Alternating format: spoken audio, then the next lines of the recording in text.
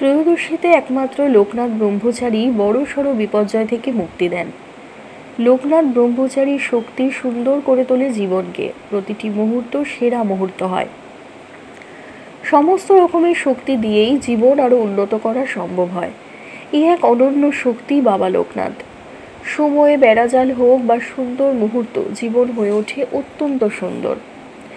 বাবা লোকনাথ কোনো ঝড়ের নাম নয়, তিনি এমনই এক মঙ্গলময় নাম যাকে স্মরণ করে কোনো কাজ শুরু করলে জীবন হয়ে ওঠে অত্যন্ত সুন্দর। বাবা লোকনাথ এক শক্তির অন্যতম নাম। লোকনাথ ব্রহ্মচারীর আশীর্বাদে ঘরে ঘরে তার পুজোয় জীবন আরো আনন্দে ভরে ওঠে। বাবা লোকনাথ এক বিপুল শক্তির অন্য নাম।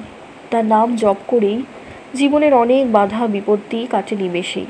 বাবা লোকনাথ বাঙালির কাছে এক অদম্য শক্তির উৎস। তবে বিশ্বাসে মিলায় বস্তু তর্কে বহুদূর। যারা বিশ্বাস করেন এটি তাদের জন্যই। ত্রয়োদশীতে একমাত্র লোকনাথ ব্রহ্মচারী বড়সড় বিপর্যয় থেকে মুক্তি দেন। এই বিশেষ সময় চতুর্দশীতে জীবন হয়ে ওঠে সুন্দর ও সুরক্ষিত। বিশেষ তিথিতে বাবা লোকনাথের আরাধনা করলে জীবনের সব থেকে সুন্দরতম সময় চলে আসে। জীবন হয়ে ওঠে অনেক অনেক বেশি সুন্দর। বাবা লোকনাথকে মনে করা হয় তিনি নাকি স্বয়ং শিবের অবতার। আর ভারতে শিব ছাড়া আর কোনো দেবতা আছে বলে মনে হয় না। ত্রয়োদশীতে একটু ফুল, অমৃতি, মিছরি সহযোগে বাবার পুজো দিলে আরও ভালো কিছু সংসারে ঘটে যায়। বাবা লোকনাথের তুমুল আশীর্বাদে জীবন থেকে সব সংঘাতের কালো মেঘ দূর হয়ে যায়। ধন্যবাদ।